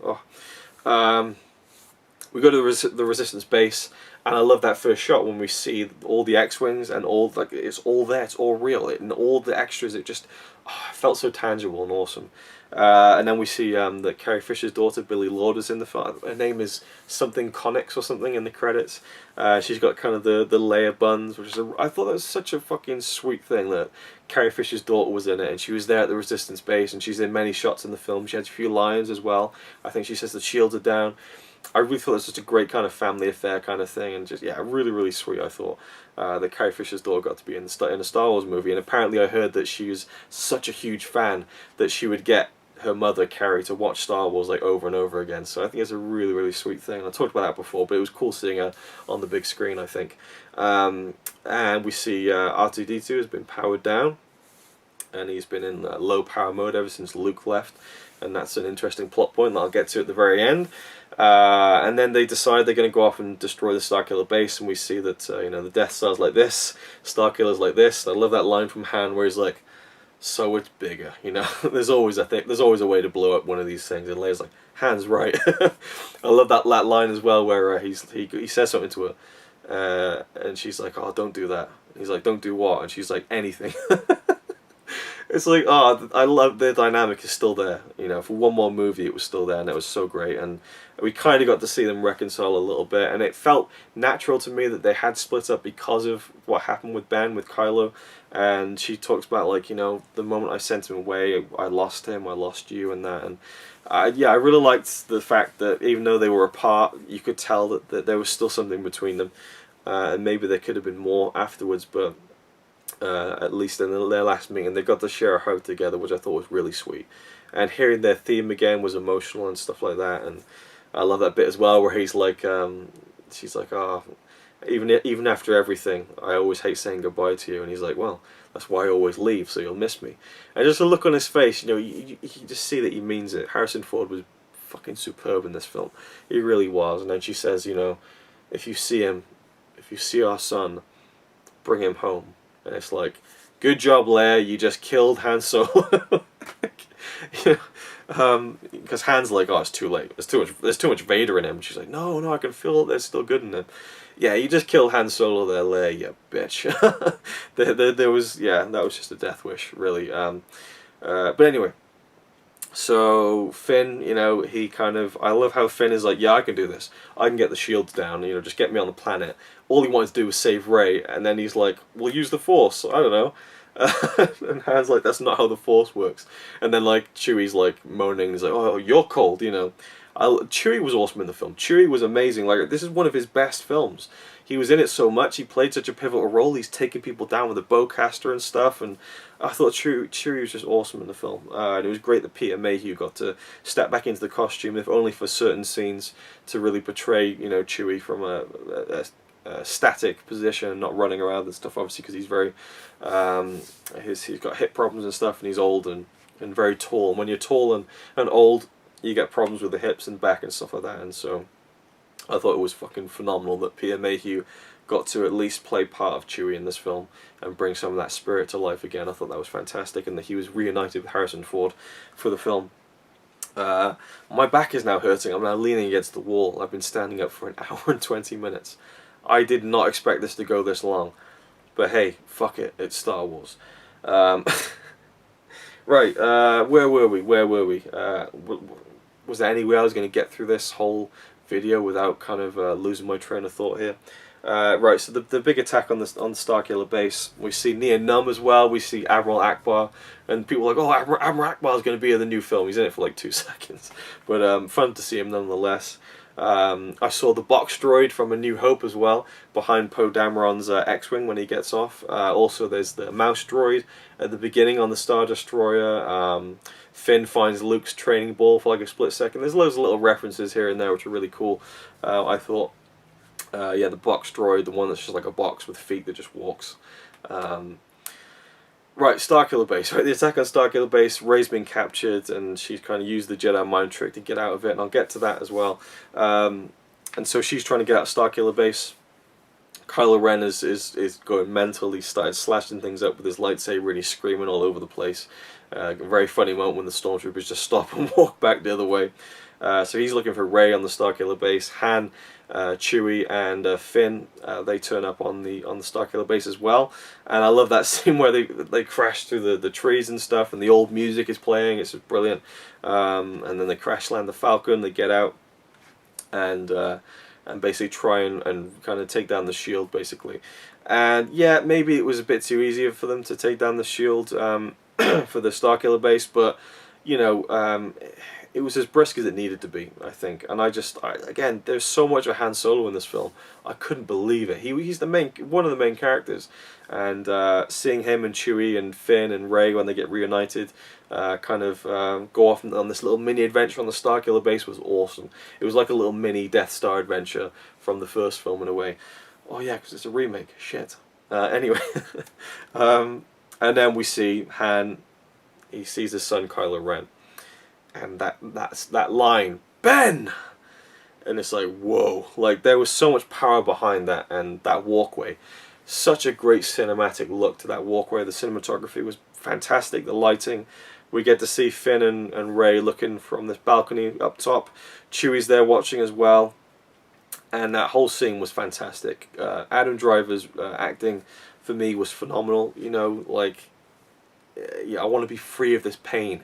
You know, and you could see the tears welling up in his eye, and it's everything that Anakin could have been in terms of acting. And I still think Hayden Christensen did a good job with that stuff, but this is another level. This is a whole other level. And I thought Harrison Ford was fantastic as well, and the way that there was blue light on Kylo's left side of his face and red on the right, showing like the dark and the lightness within him, and how conflicted he was.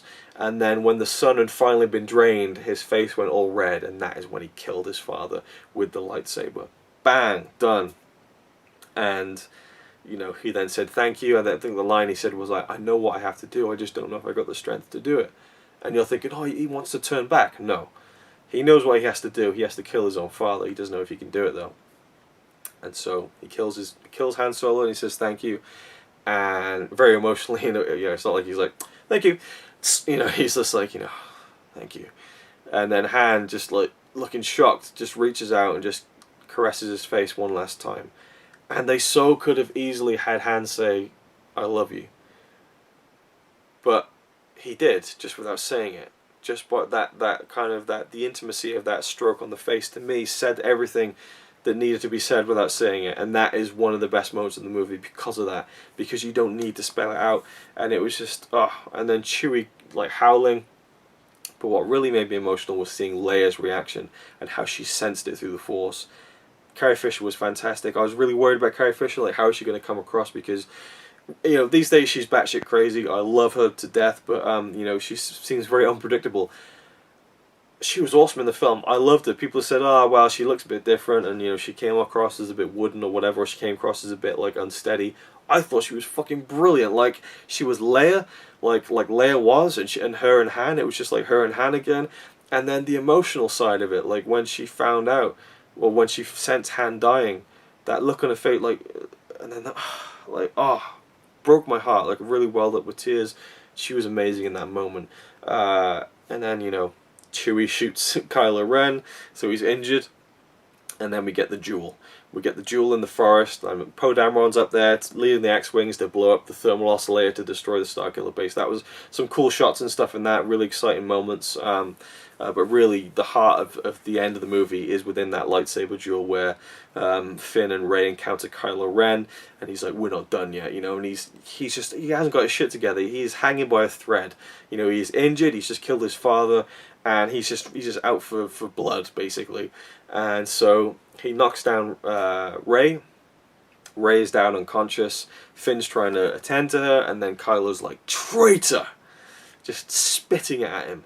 And so Finn's like, "Alright, you want to go." He gets the lightsaber, he turns it on.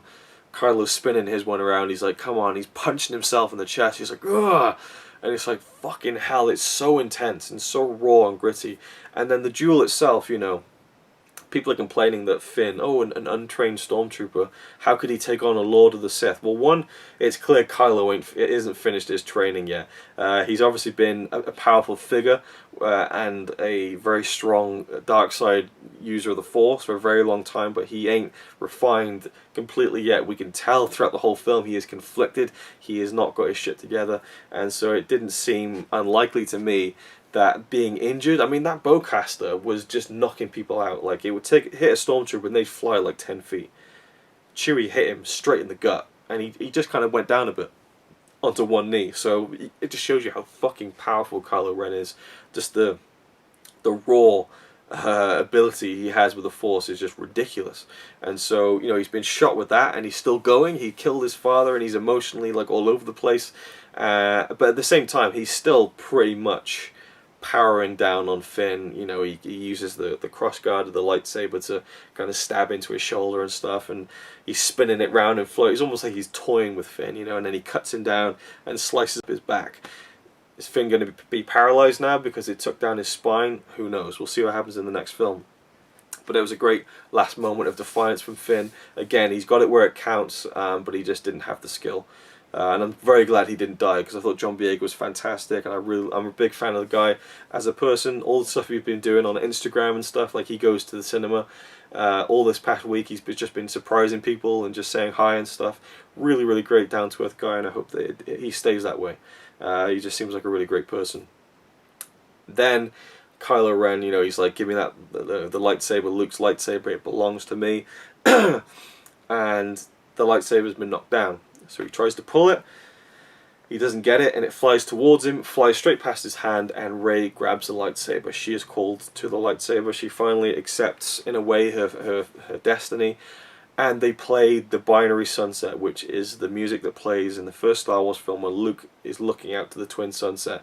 It's Luke's theme. It's the theme of the Force, and it makes me well up with tears every time. The second time was even more emotional. I almost did that little kind of, you know, when you're about to cry. Like, it just, the build up to Rey's journey and accepting that moment that she has something within her that is starting to unlock, that is starting to awaken.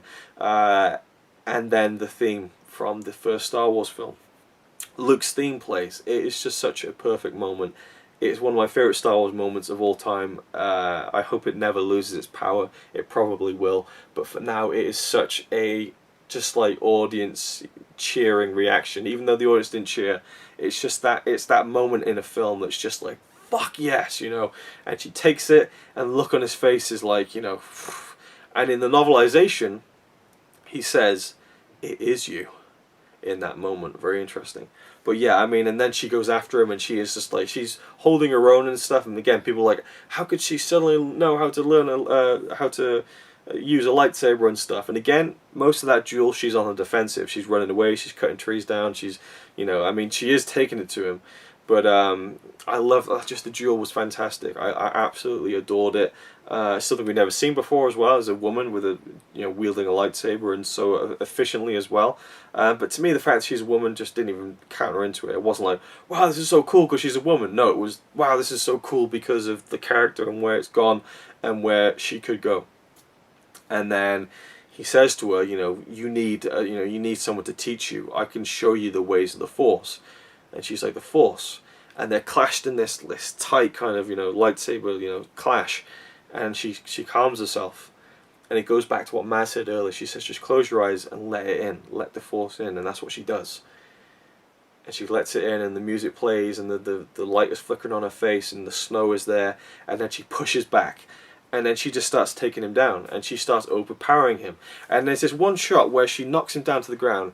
And she kind of walks around his body looking down at him like that, and it, to me, it is almost exactly like when Luke took down Vader at the end, and he was just kind of like, you know what I mean? And it, again, the parallels I thought was interesting, and it made me wonder, you know, she's showing aggression there. Is it going to be something that Luke is going to have to show her not to do in Episode 8, or are we going to see Rey turning to the dark side?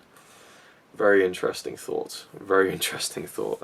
Anyway, I thought that was brilliant. I just loved all of that stuff, and they're separated by the by the ground tearing apart because the Starkiller base is blowing up, and then wow, I think the laptop did something.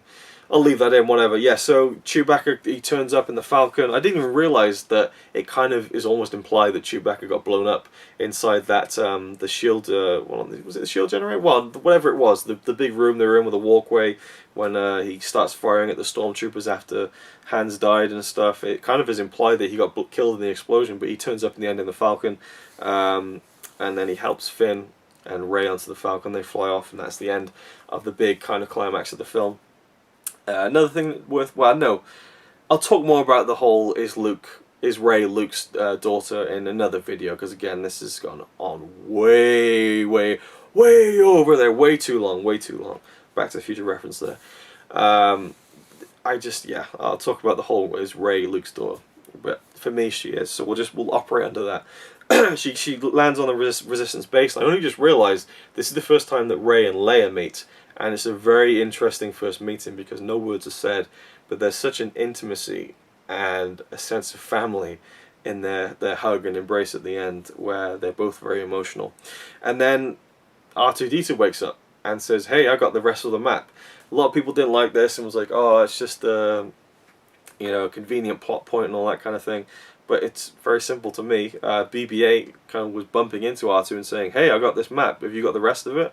And then, R2 being in low power mode for over a decade, if not longer, took a while to boot up, and then it happened at the convenient point for the film, because what are you going to do? Okay, Starkiller Base has been destroyed. Awesome. Okay, we come back now. Now what?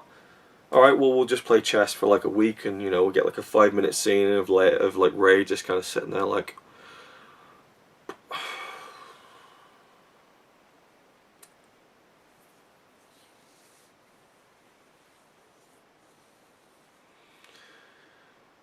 I could really do with a quarter portion right now.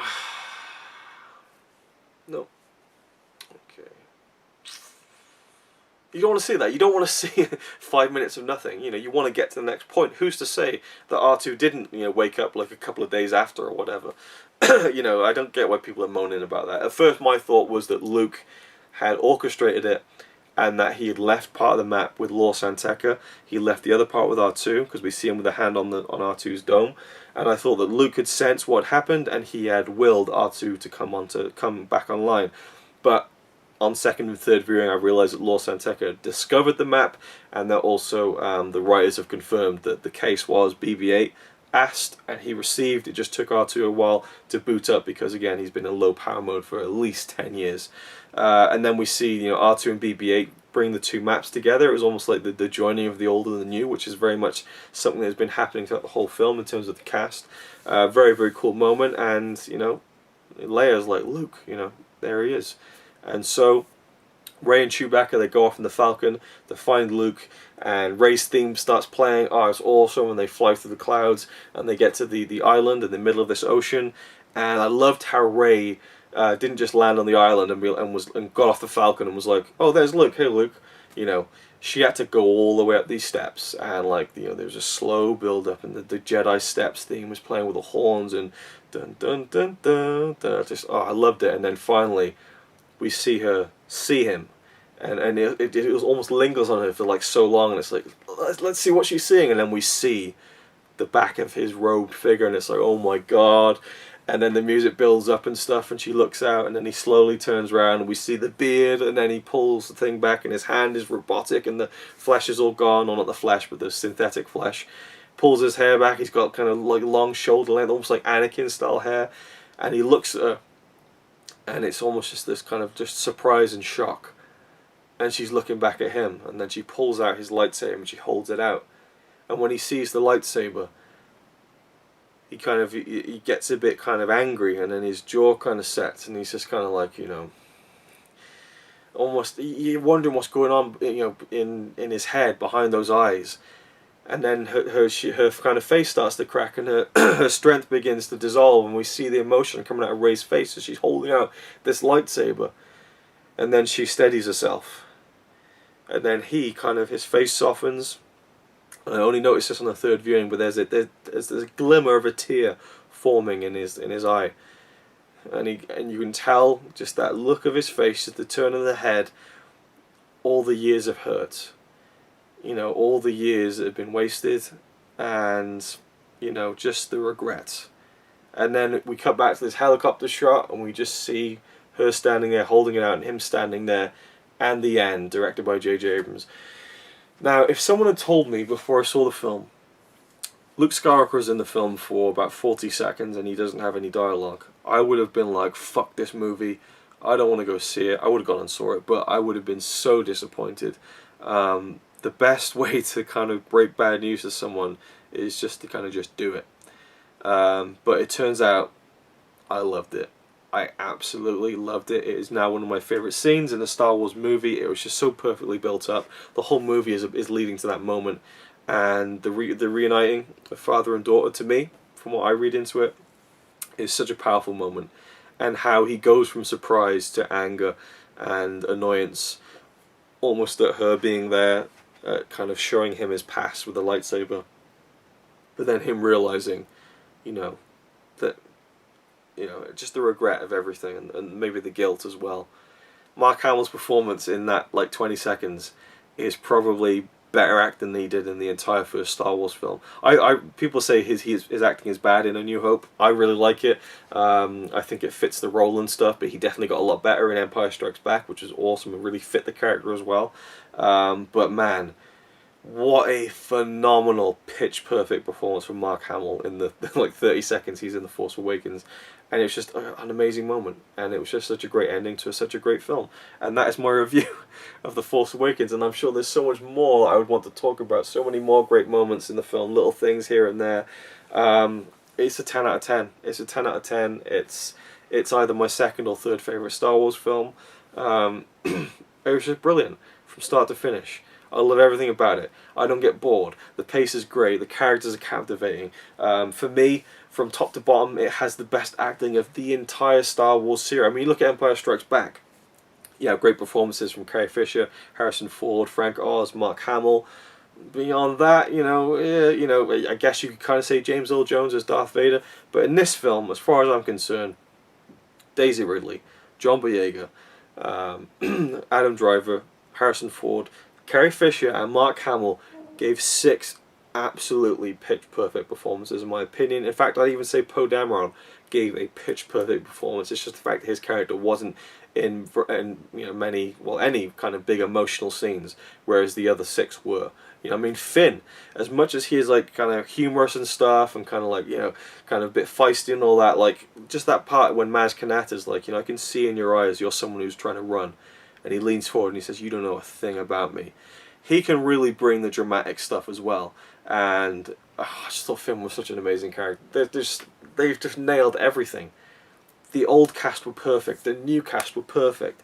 The effects were great. The music was great. The music, from top to bottom, the music score is definitely not as good as the original trilogy, but Rey's theme, amazing. The Jedi Steps theme, amazing. I love parts of the kind of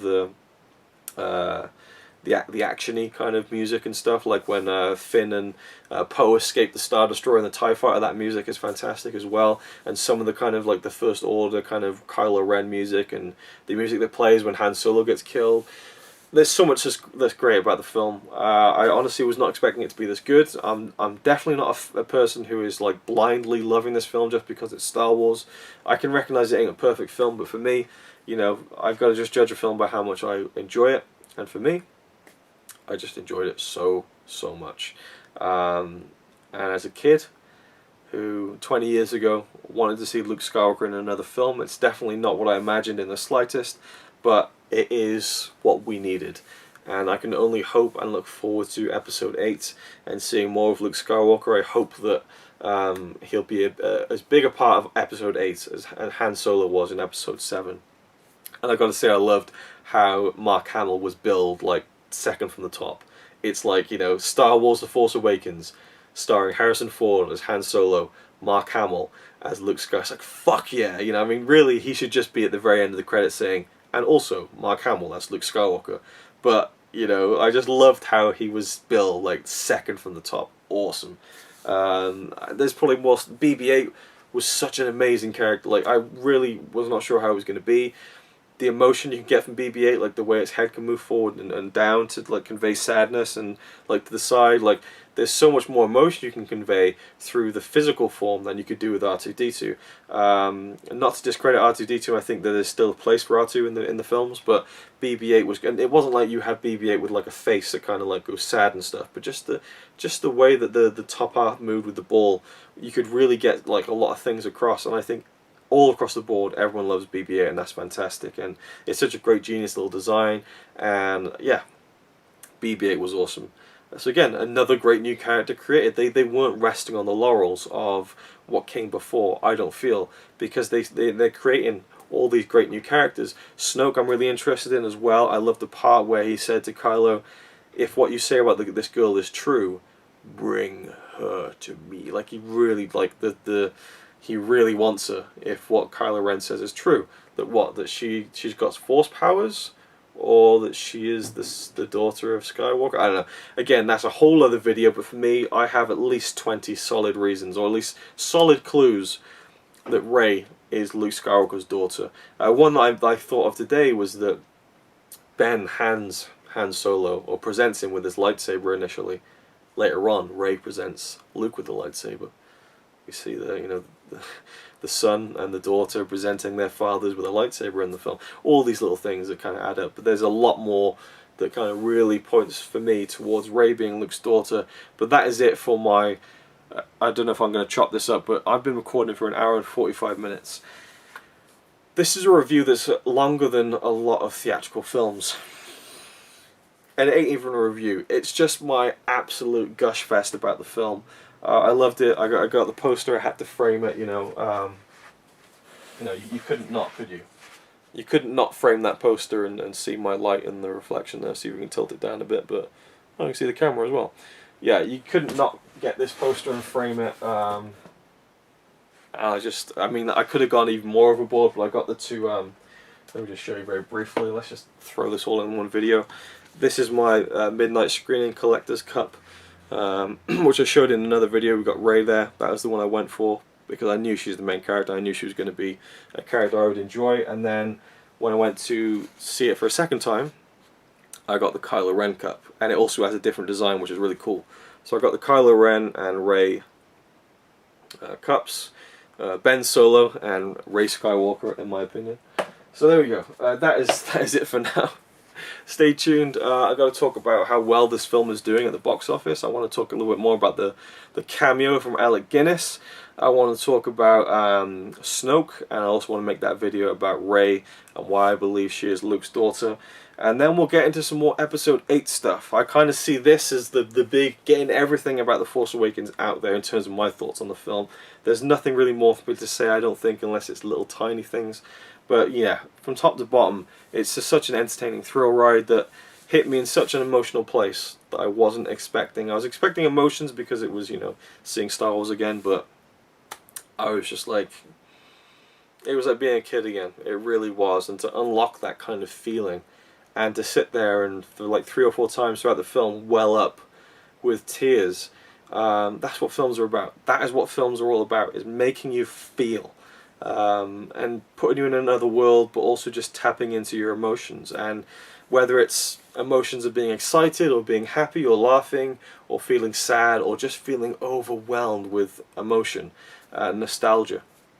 And I feel like it did all those things and more, and was not just relying on the originals. It really built a solid base for all these new characters, and I just can't wait to see Episode 8 and 9. Yeah, J.J. nailed it. Everyone nailed it. Lawrence Kasdan nailed it. John Williams nailed it. The actors nailed it. The production design. Everyone who did every little thing in the film nailed it. What more can I say than has already been said? Another little bit. I loved how Kylo Ren's mask, when he slammed it down, it felt like a 30-ton kind of thing. There's so many little bits that were just brilliant. Chewbacca was amazing. Ham was amazing. Everyone was amazing. I just call it the Force is amazing. The Force Awakens is amazing. I'm done. My back is killing me for standing up for nearly 2 hours. I should have sat down to do this video, but I wanted the poster in the background. I just don't even know. I don't even know. But thank you for watching. I hope you enjoyed.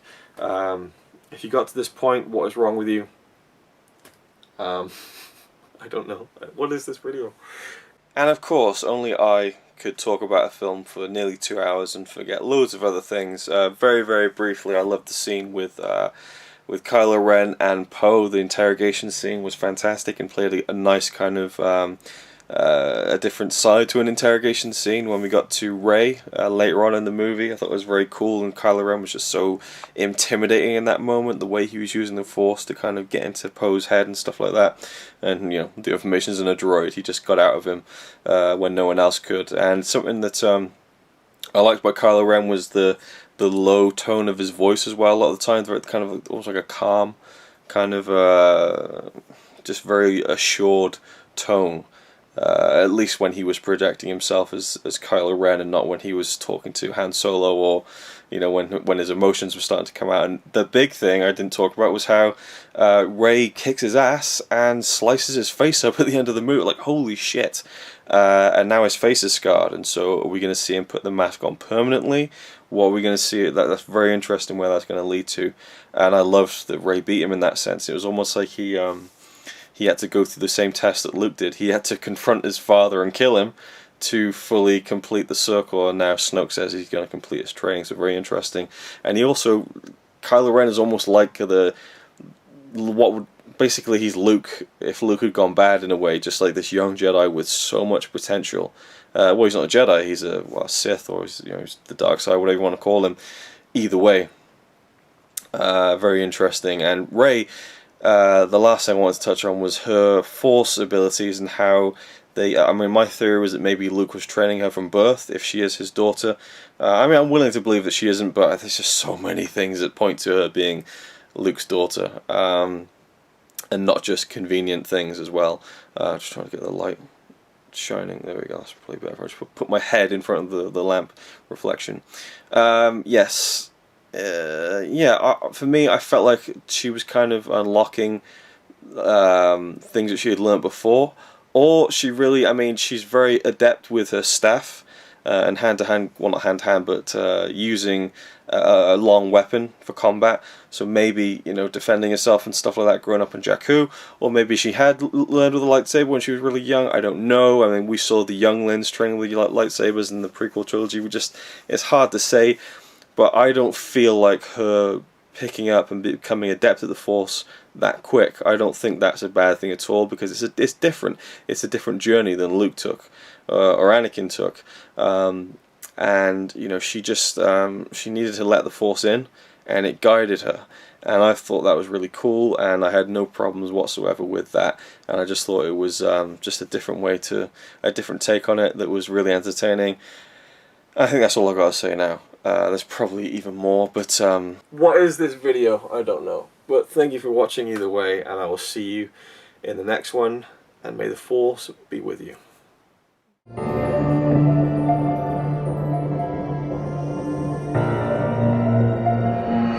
don't know, 5 seconds.